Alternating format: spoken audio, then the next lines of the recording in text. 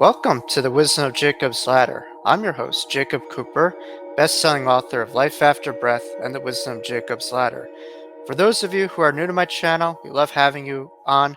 Please make sure to hit that subscribe button as well as bell notification icon, as well as sharing your own comments in the comment section below, as that helps us, with the algorithm and to really get more people a part of our own community here online.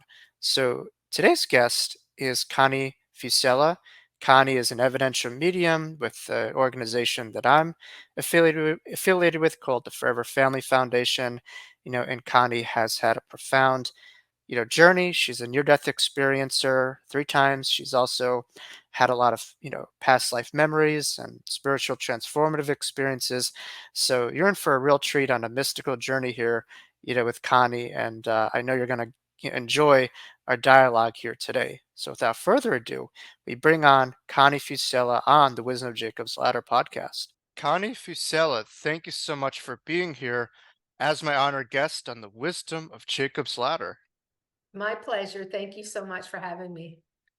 It's an honor to meet you. I know we cross paths both being affiliated with a similar organization in Forever Family Foundation, but certainly I know you have quite a reputation. I personally have had a reading with you which has blown me away, but you have so many different paths to you in addition to an evidential medium and a lot of different transformative experiences that I know many of my viewers will take a lot out of our conversation here today.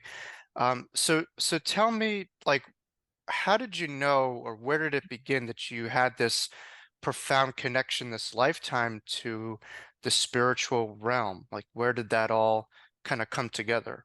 Yeah, sure. So, it happened when I was a small child, about 4. I first saw spirit, which came in the shape of an old man in my basement. I used to follow my mom down when she did laundry every Saturday. I'm from upstate New York, so we had a Okay. basement. And I saw this old man a few times, and when I pointed to him one day, because my mom's like, "Come on, what are you looking at?" My mom said, "There's nothing there. Come on, let's go."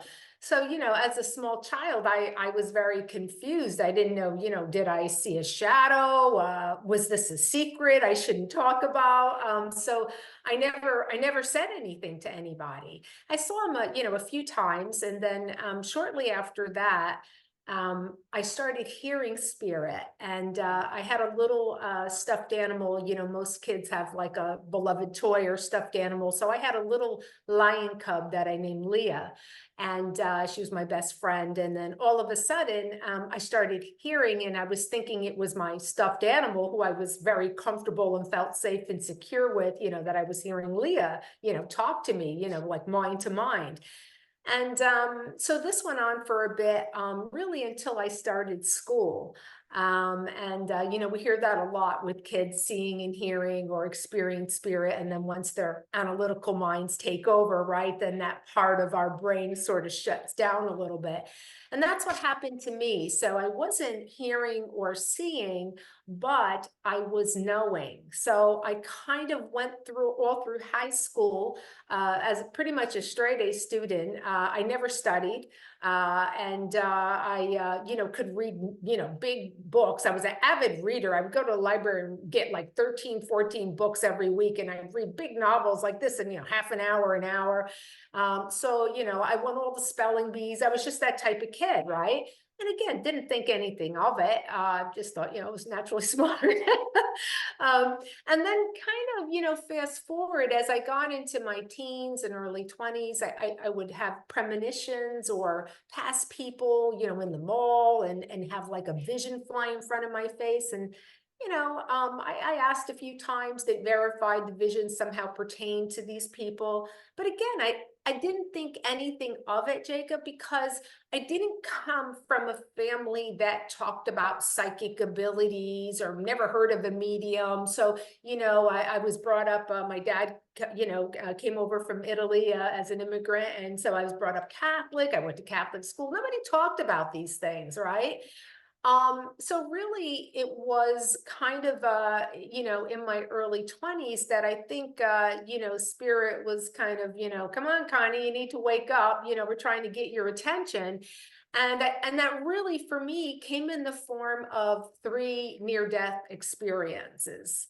Um, with that, the first one happening in my early 20s, and I learned all reactions to medication one way or the other. And I went into, anaphylaxis, and the next thing you know, I'm on the floor sitting with my legs crossed, and this light being comes towards me. I couldn't really make out a figure or face. I just saw this illuminated being comes towards me and placed this large book in my lap. And I remember the binding of the book was like old leather and, little torn, wet, worn. And the pages were like glowing parchment paper, and they were just shooting up like light all the way up. So I was just surrounded by light. And as I looked at these pages, they started to flip very quickly in front of me. And it was from the time I was born until present day. So I saw the story of my life, and I realized now I had a life review. But when I came to and went home, I told my mom, I'm like, wow, I had this really strange dream, and I was telling her about it and the images that I remembered, and she verified, things, under the age of 2 that I had, described very accurately of what I've seen. But, again, I had no idea that was a life review. I thought it was a cool dream. And I thought, okay, and life went on. But what happened after that is I started having sleep paralysis. Are you familiar with that? Yes, I know certainly I've heard the term, but for viewers, Yeah. like what was that like for you? Like what So did you it's kind experience? of like you're sleeping, but then you have like a waking moment, or you're sort of conscious, but then you can't move. You're stuck there. You can't move, you can't talk, you can't scream. And it can be terrifying. Like the first time I was like, oh my God, why can't I move? And you're aware of things going on around you. For me, the first time I was, I was, scared because I couldn't move. But what I saw was like this shape over me trying to lift me up. And I kept hearing like in this sort of like white noise background, going on, like, you need to lift yourself up. You need to lift yourself up. I'm like, okay, and then this started happening like frequently, like, a couple times a month over the course of a couple years. And I realized after the first time that the thing that I was seeing raising me up was my own self. So I was like out of my body, and I kept saying, you have to lift yourself up. You have to lift yourself up. So, I thought, yeah, I have to try to get up. I can't move. But I realize now those words, as I know in this, field that we're in, it's like spirit or my subconscious or my conscious was telling me, you need to lift yourself up, lift your vibration up, right? So it was kind of like telling me, you need to do this work, you need to lift your vibration to make this connection. But again, I had no frame of reference, I didn't understand it. Mm. So, kind of like I didn't get the memo. And so a couple years later, another NDE and another allergic reaction to medication. I was working in New York City at the time, and I ended up in the hospital and went into ventricular cardiac arrest, and I flatlined. And I had the experience of, floating out of my body up at the ceiling, watching, the doctor's medical staff work on me.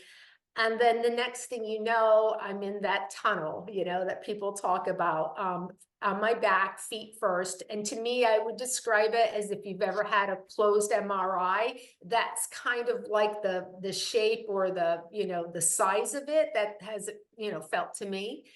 But again, I have that weird white noise kind of vibrational thing going on, right? And I just remember I was excited. I was happy. I felt safe. I felt love. And I was going, kind of going towards the light that I saw at the end. Kind of, reminded me of one of those virtual Disney rides where, you feel like you're going really fast into like a wormhole or something. That's what it kind of felt like to me. But as soon as my feet went into what I call the glow, it's like the bottoms of my feet sort of sunk in, almost like if you would sink into like Jello or something. They used the defibrillators and brought me back. Hmm. So, I recover from that and go back to work. And I think, okay, yeah, business as usual. Yeah, it's just a strange thing that happened to me. And again, still not in this field. So I'm not connecting anything spiritual or anything to this, experience. But what happened is all of a sudden, my regular routine, during my job at work, and you're probably familiar with New York City, you're on a routine. You got 40 minutes, 45 minutes for lunch. You go and you run, you get your lunch, within a 2 or 3 block radius so you can get there quickly in and out, right? Well, all of a sudden, a couple weeks after I went back to work, I just start walking like randomly a different way. And I came upon a psychic shop. And I'm like, oh, and I was just kind of drawn to go in.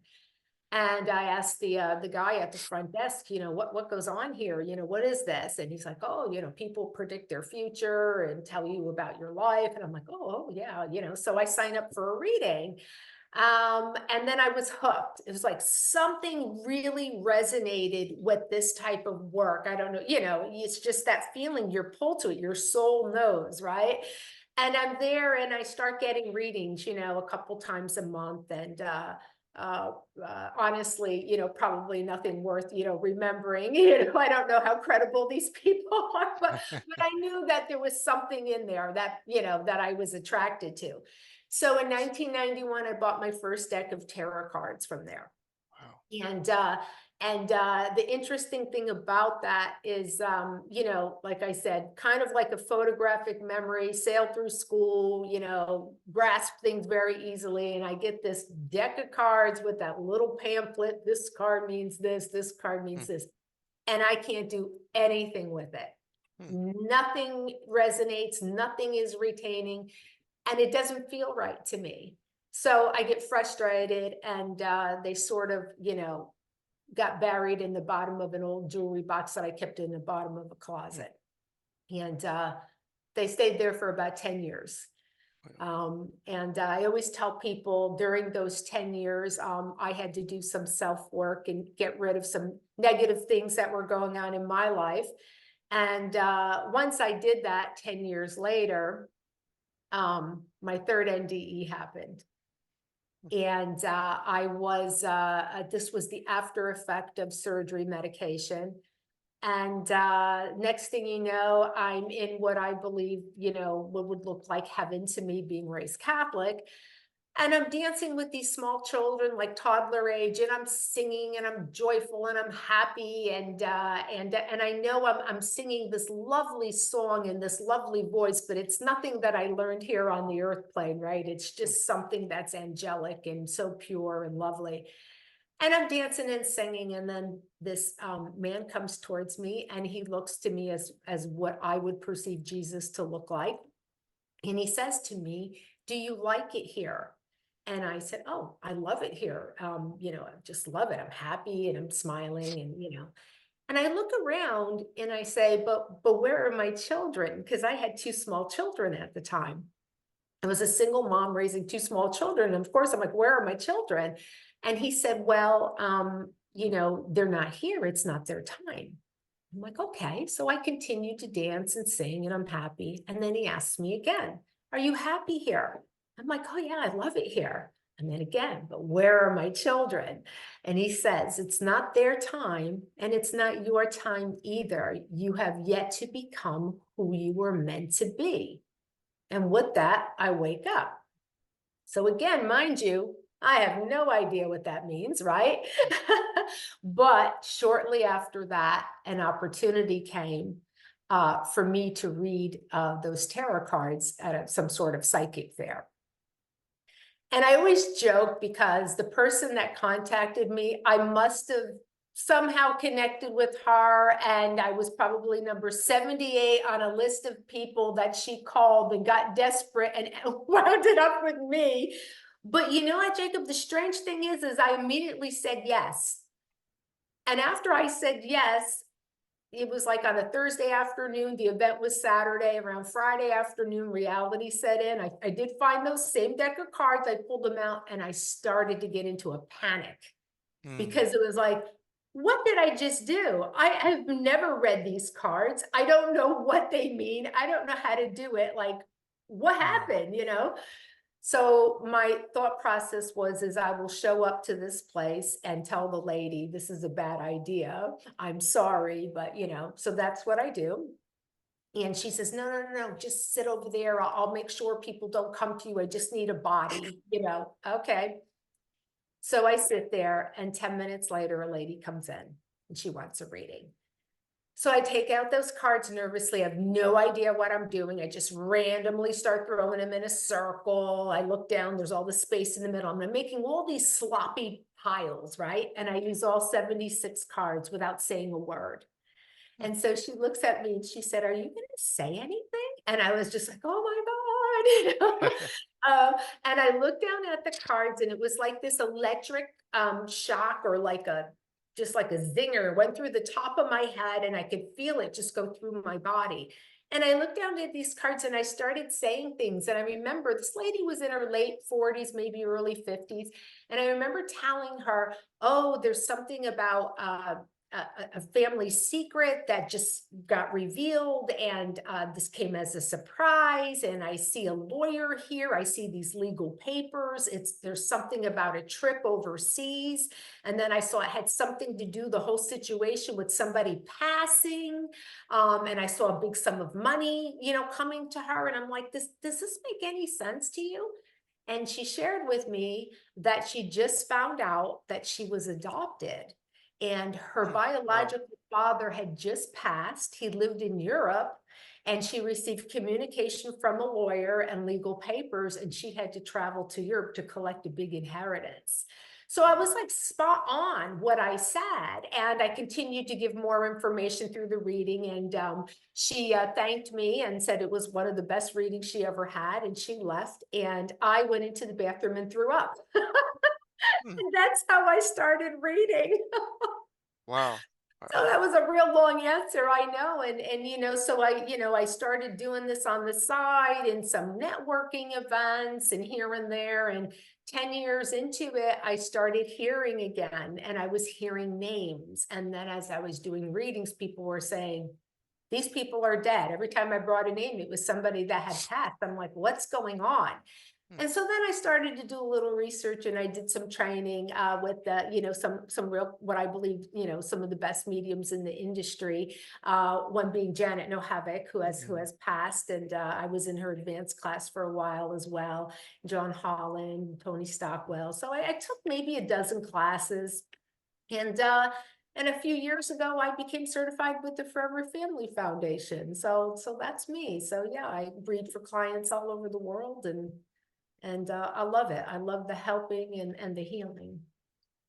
yeah, and certainly I don't think you and I and a lot of viewers are a believer that things happen randomly. There are reasons for things that we identify as positive or negative experiences, and Right, certainly there seems like a large theme, in your life through these transformative near-death experiences. And I'm wondering for yourself, you know, as a mental health therapist, I try to have my clients become their own detectives of their lives, or right. looking for clues, and we're just kind of investigating some of the possibilities at hand to make sense of the puzzle. Like for Yeah. yourself, have you ever stepped back to kind of wonder, why me, and why have I had, so many of these NDEs on a emotional soul level? Like what do you feel about that?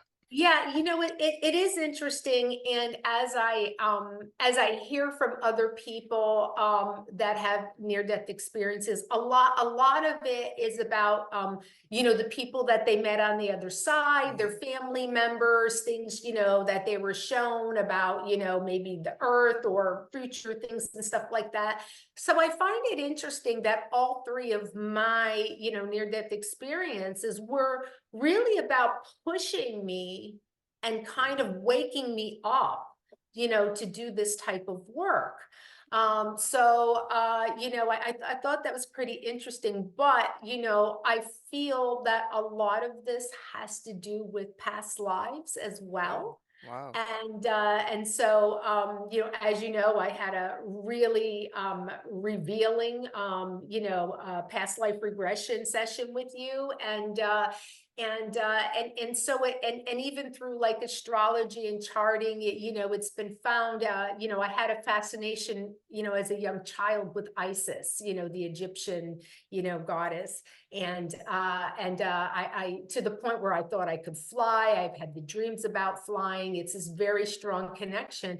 And come to find out, in my chart, I have the asteroid Isis. I also, the way that things are positioned, I have her sister, I can't remember her name in the chart, but these two people were responsible for the souls and the afterlife, right? In some way or the other. So even in my astrological chart and past life, there's a connection somehow to the afterlife and the dead.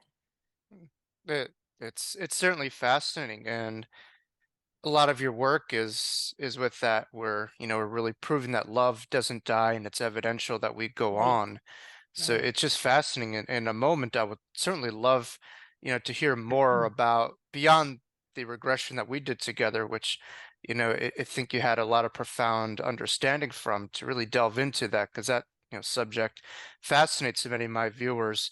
I find it ironic, though, that, today we're recording, on the Jewish holiday of Passover, where a Mhm. time where you think of the ultimate channeler, the divine Moses was climbing Mount Sinai and got up to the top, and had a long period in conversations with God, and got Right. his information. Then he came down, and in many ways it's allegorical for near-death experiencers, where, yeah, I mean, some people have literally climbed mountains. I know a friend of mine, Peter Panagore, has, but some of us, just like myself, were in playgrounds, whatever, but we had a certain elevated degree of Right. understanding. And now the task at hand is to just kind of come down to kind of explain some of the lessons or understanding. And so for you, you've climbed many apexes of heightened awareness. Like, for viewers, like, what did you maybe understand or come down with for us to learn about the afterlife from your near-death experiences, would you say? Or are you still processing those things still? Well, I think the main thing that I took away with all experiences is that, I felt the love and I felt the excitement, especially, in my second one, as I was approaching, through the tunnel.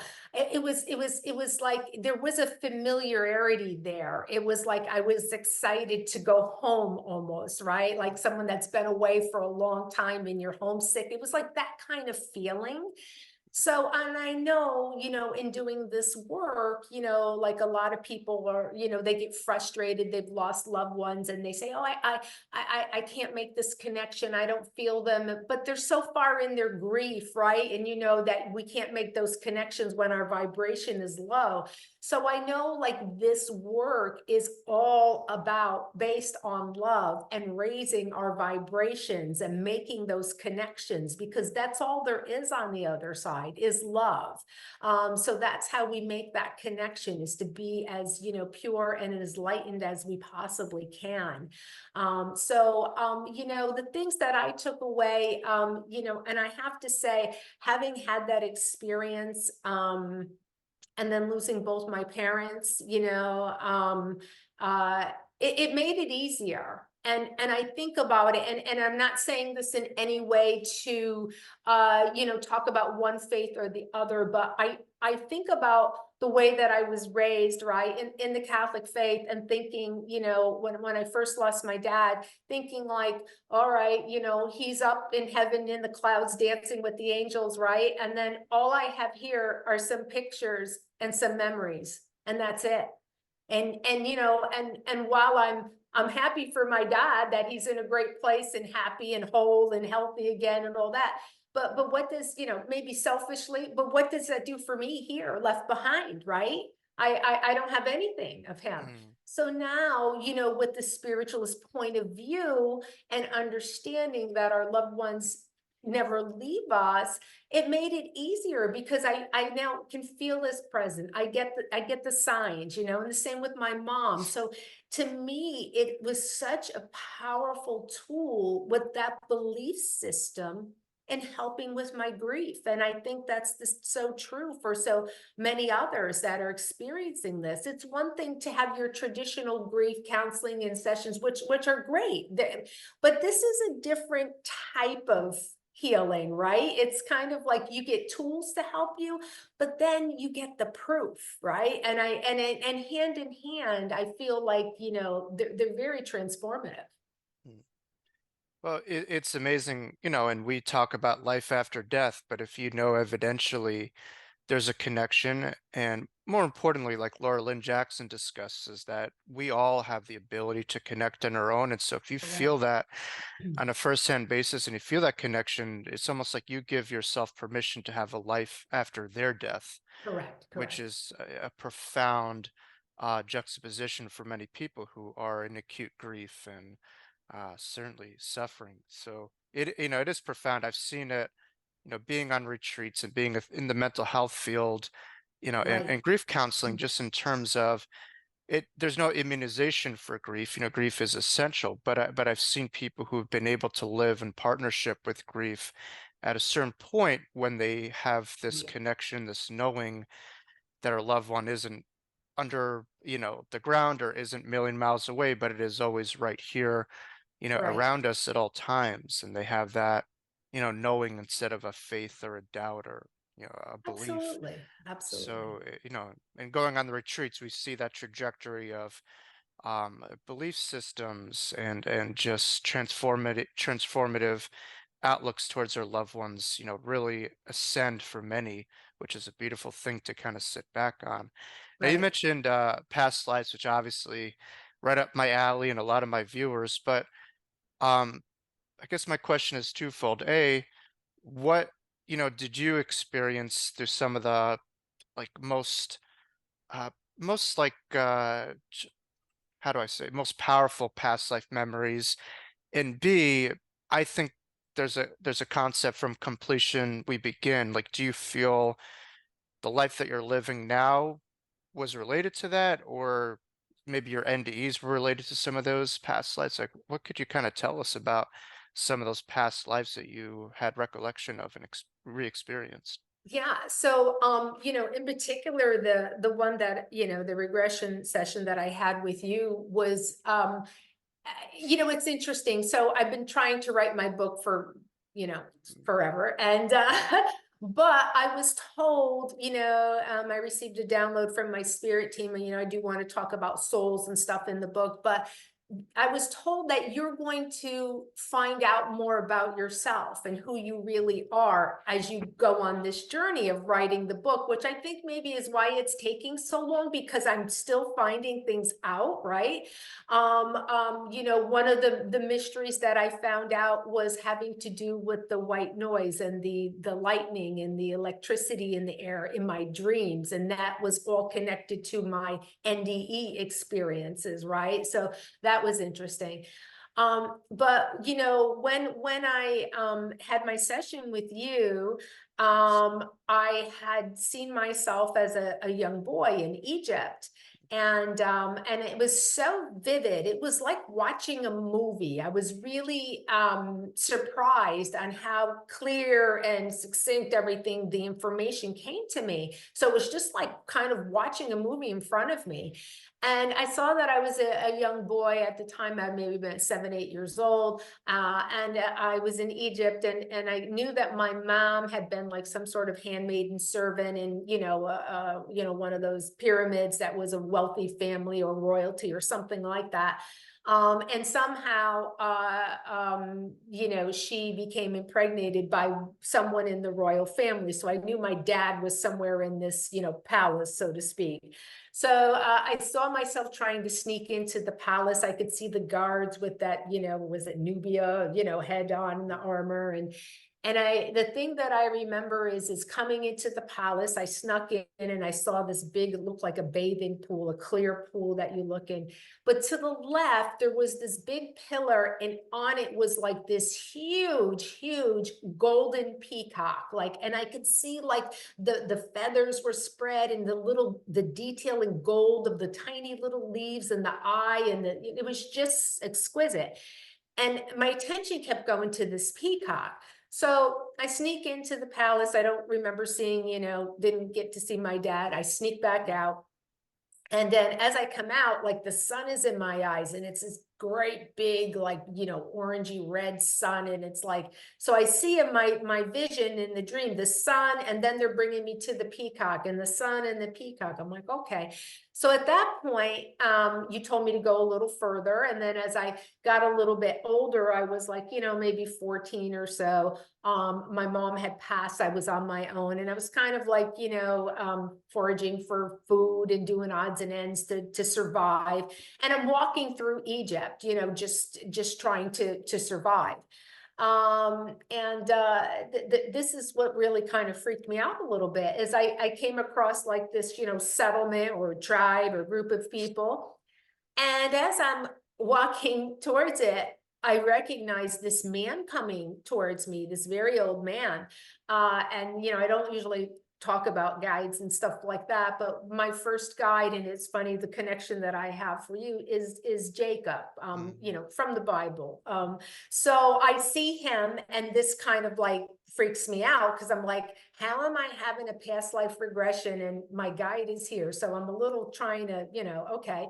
So we get, we go on, and I get, kind of introduced into the tribe, and we fast forward a few years. And I marry into this tribe. I marry one of the daughters of, in Jacob's tribe there, and I have a daughter myself, which is another interesting thing, because all my life I've always seen this little girl that comes to me, and I believe it's coming in the next generation through one of my kids that's coming back to me. Wow. So the strange thing about this is, now that, I've done this, is I had my DNA report done. Well, first of all, I was trying to figure out, I get off the phone with you and I start Googling, because first I'm thinking, and I don't know a lot about, Jacob and the history, because, I just never really delved into it. But I was like, Jacob, I saw was from Levant. So I'm like, well, why is he in Egypt? Like, I'm like, this can't be right. Well, then I learned through research that he later, in his later years, moved to Egypt to be closer to his son Joseph, who was like some sort of consultant, to the pharaohs in stars and astrology or something like that. So I was like, oh, wow, he was in Egypt. So this is possible. So I get my DNA report done. So I think I mentioned my dad, was an immigrant from Calabria, Italy. My mom's parents were from Calabria. I don't know of any other nationality down my family line. So I figured I'm going to come back 99% right, Italian. So my kids had it done. They came back 88% Italian, and I come back 75% Italian, and the other quarter is split pretty much between Egyptian and Levantian and that part of the world. So very odd, right? So it says that somewhere down 5 or 6 generations, someone in my family was 100% Egyptian and someone else was 100% Levantian. Wow. So that to me blew my mind. The other thing is before I had this done, I was, we're going on a family trip. And we're originally thinking like, Italy, France, somewhere, Spain. But I got pulled toward Israel and Turkey and Greece. And so we went there. I really loved Turkey, especially, and I was in actually Haifa, Israel is where we landed. Oh, Um, yeah. yeah, before all this started going on, thank Yeah. God. Right. But the thing is that I came back with all this stuff that looks like Wow. this Wow. is Wow. like where I Yeah. keep my tarot cards, and I have jewelry and all this sort of stuff, right? And about a year or so ago, I redid my office with a peacock theme. So I have peacock feathers, I have a peacock, pillow, all the stuff. So it's odd that, before I had the past life regression, it's like my soul was attracted to these things. And so I started again, my friend is Google. I start Googling and I find that in Egyptian belief, the peacock is the sign of, the all-seeing eye. And the sun that they kept showing me is the sign for Ra, the Mm-hmm. sun god, also known has a connection to the eye of Horus or the all-seeing eye. So it's all connected. So this just really blew my mind, really blew my mind. Between the ISIS Yeah. connection, the Egyptian connection, the Levantine connection, the peacocks, it's just really something. How did you handle all those synchronicities? Because it could almost just overload your system when every, in synchronicities, like, a couple things happen together that have nothing to do with each other and they coincide Yeah, with and each other. that's And I'm just why, wondering, like, and so yeah.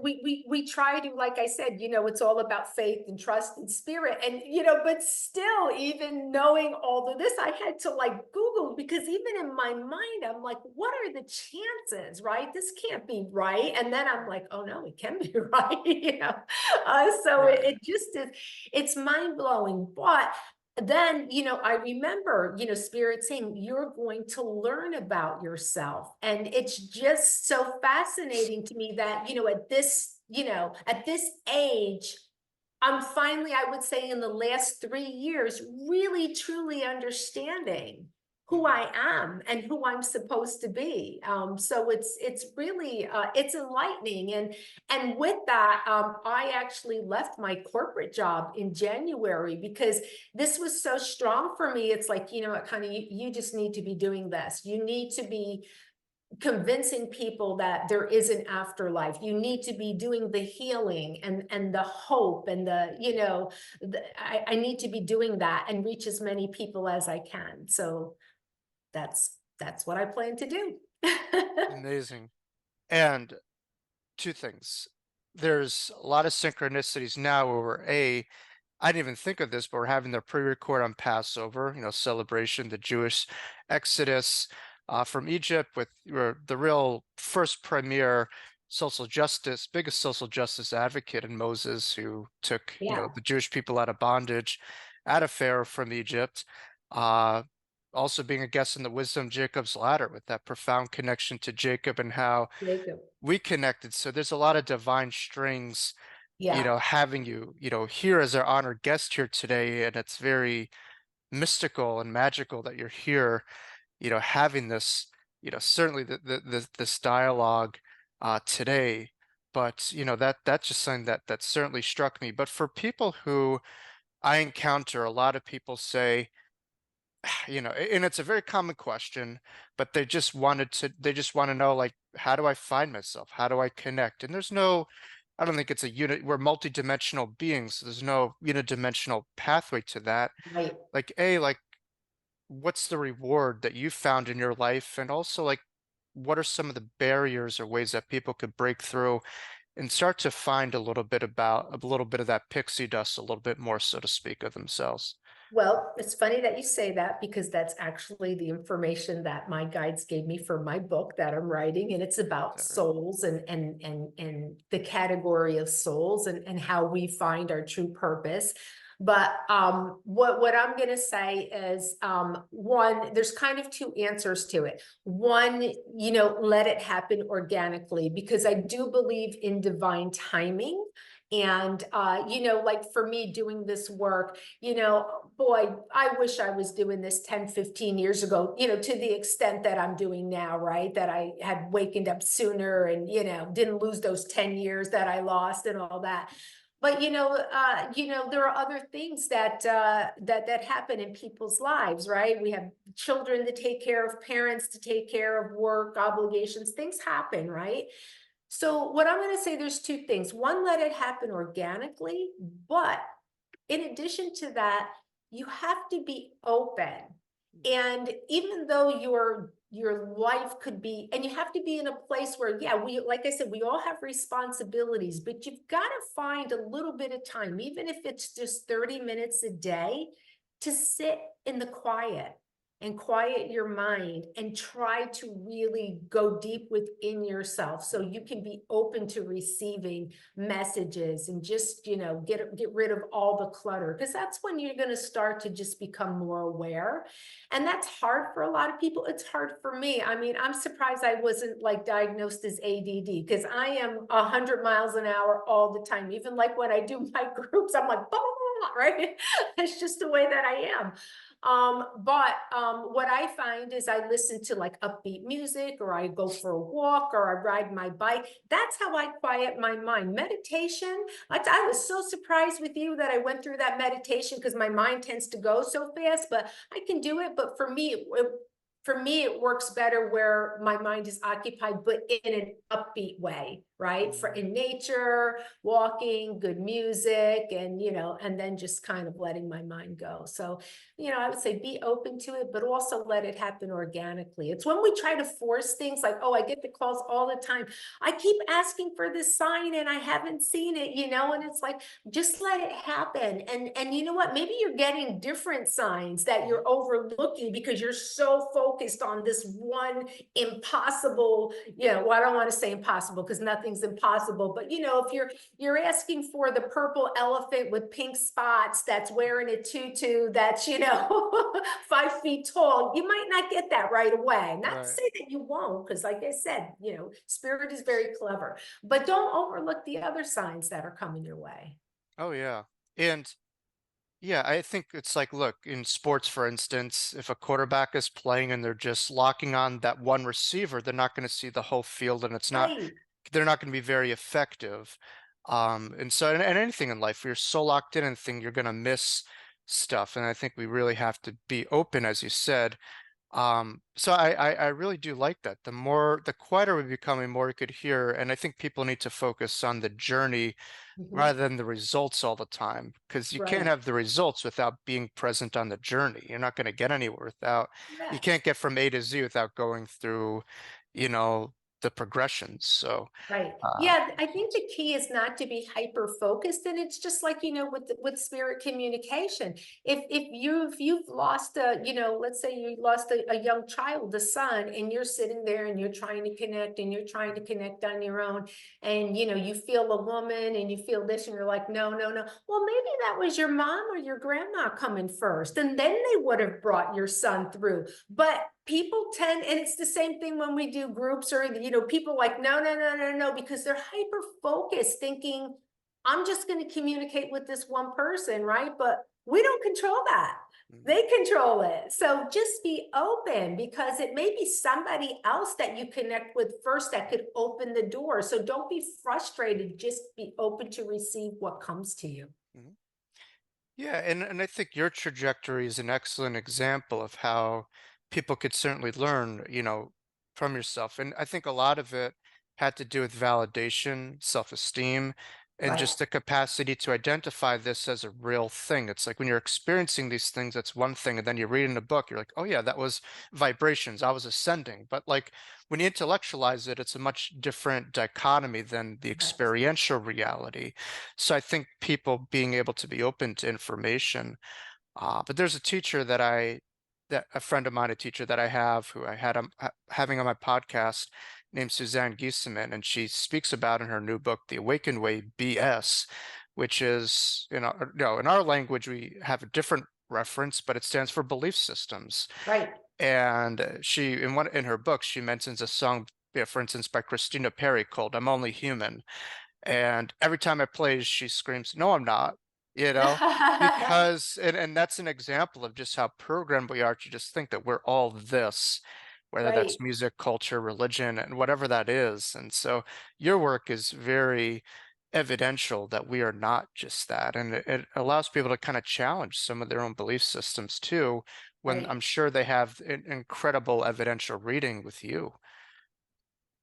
I hope so, yes. And I'm excited. Suzanne actually is going to be one of the guest speakers at the IANS conference That's right. in August, September, that I'm going to be presenting at as well. So I'm hoping I get the opportunity to meet her. Yep, and Anita Morjani as well. So Yeah. Wow, yeah. you're in great company. So I mean, obviously we know through your work there is no end, but you know, in terms of around the corner with Connie, like I know you mentioned the iron stuff like in some of your book, but what kind of other things are you know your hopes or dreams or kind of your visions right now in the pipeline? Yeah, so I do a lot of large group events. I would love to do more of those. I do have I'm moving to the East Coast, hopefully soon, of East Coast of Florida, and so I'm going to look for some new venues up that way. I do have a big event coming in New York, in Oh, Poughkeepsie, New York, where wow. I'm originally from. In October, I'll advertise that shortly, so I'll be in a nice theater there next to Vassar College. So I'm excited about that. But I hope to, maybe get some more invitations to speak about, the near-death experiences and my experiences. And I also started teaching, so I'm teaching, mediumship, and I hope maybe to have like some sort of mentorship or steady class going. So this is all kind of, my plan for probably beginning of next year, because I'll be going through a move, and then I have events, October and November. So that's what I'm hoping, to do more groups, even for charity events. Love to give back to communities and great charities and fundraisers. So yeah, so teaching and all that good stuff. Certainly a lot of pushing from spirit, but it seems like you're really stepping into your own. Like, how does it feel right now to just kind of be 2 feet in the room, you know, in this field and kind of doing what you were Yeah, born to it do and what was you love? it was a scary feeling to leave, a good corporate job and to, Right. just dedicate this as my full-time profession.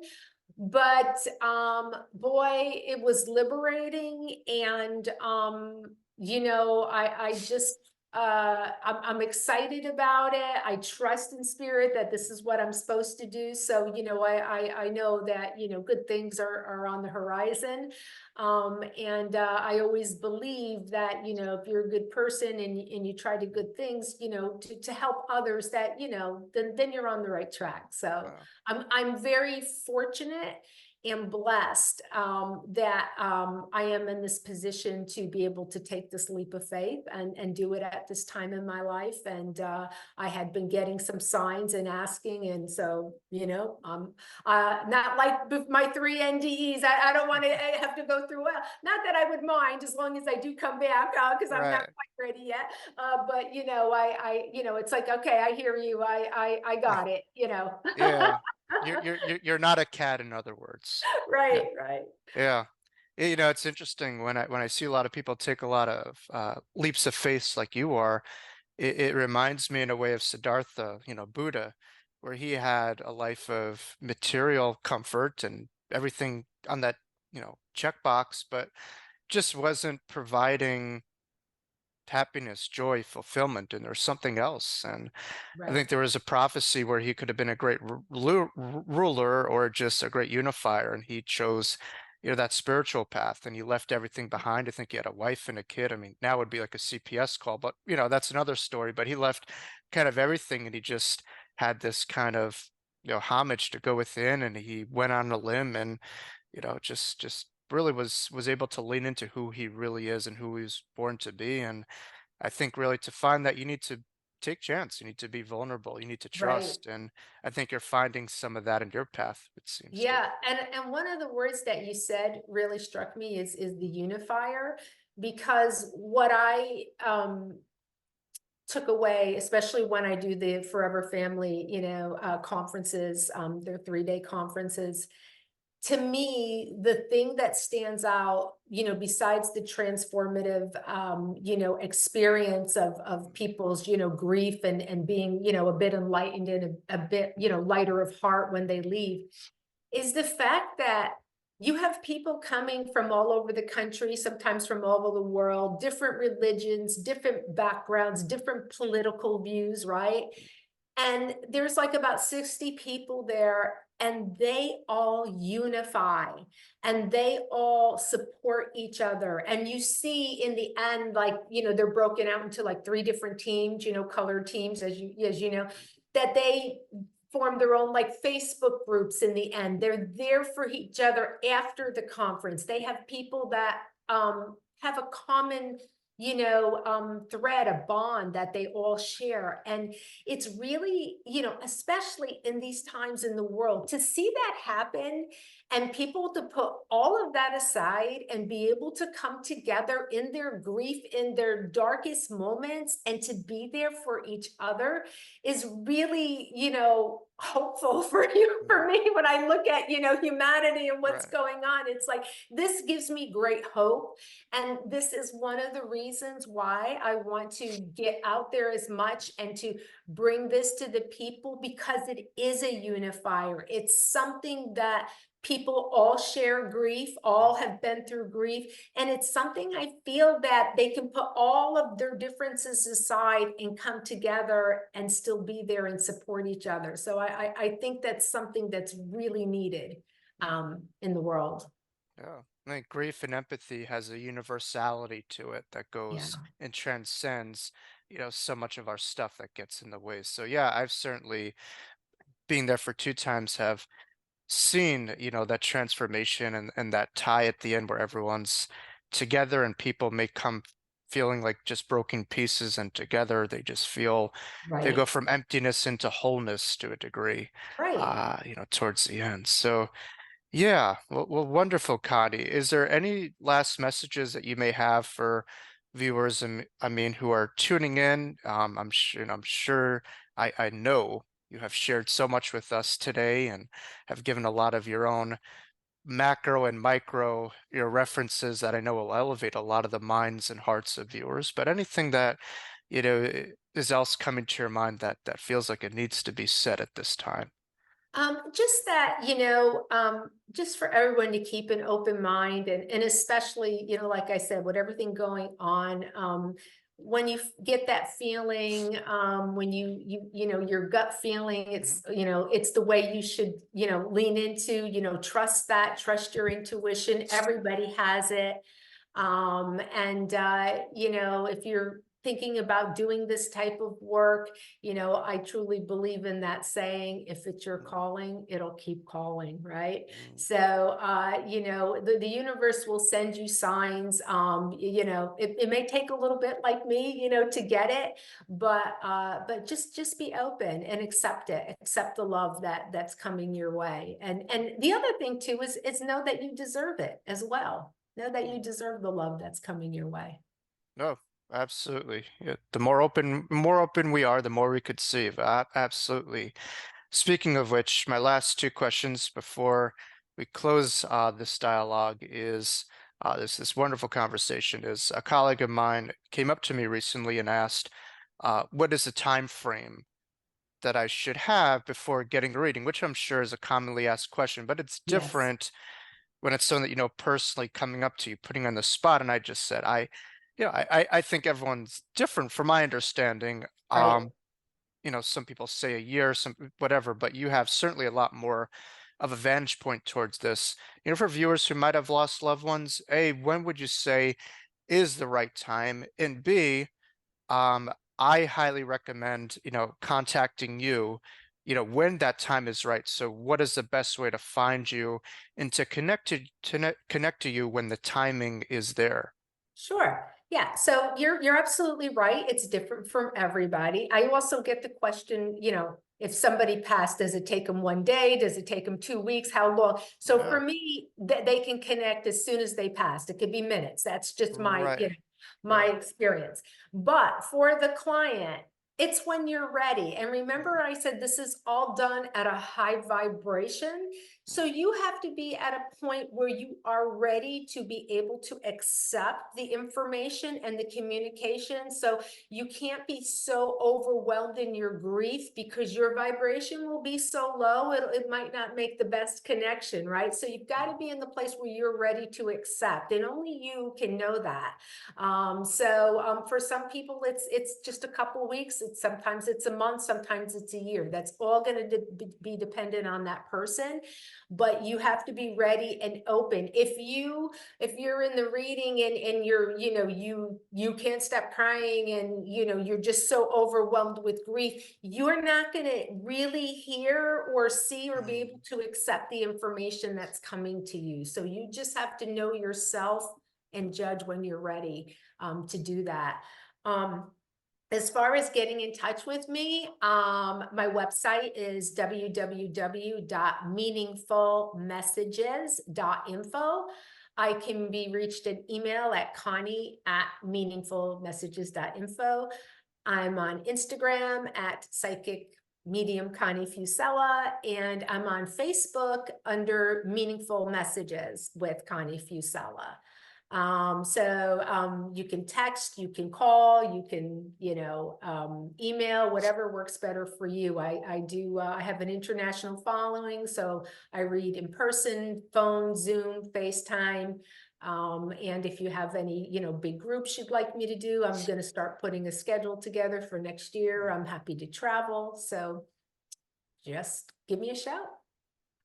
I highly recommend following her and getting in touch when timing is there. And certainly, we're looking forward to what's around the bend in the corner, or particularly that book. I really do look forward Yep. to, checking it out and supporting it in any way that I can. Well, Thank Connie you. Fusella, thank you so much for all that you do and your miraculous journey to get to where you are today. And it's still evolving and morphing, and we're all excited to kind of see where it continually goes as it is certainly going places. So thank you so much for your generous Thank time you, and Jacob. I your brilliant appreciate your words. time.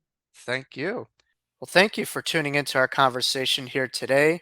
It was a wonderful dialogue, and Connie was able to deliver, so much heartfelt information and wisdom from her own experiences, and it was quite profound to see a lot of the transformative experiences that she's had and all the good and help that she does for clients. So thank you for tuning in, and again, please make sure to hit that bell notification and subscribe button to stay up to date to more wonderful interviews like we had today and help the channel's growth and development as we continue to build and climb.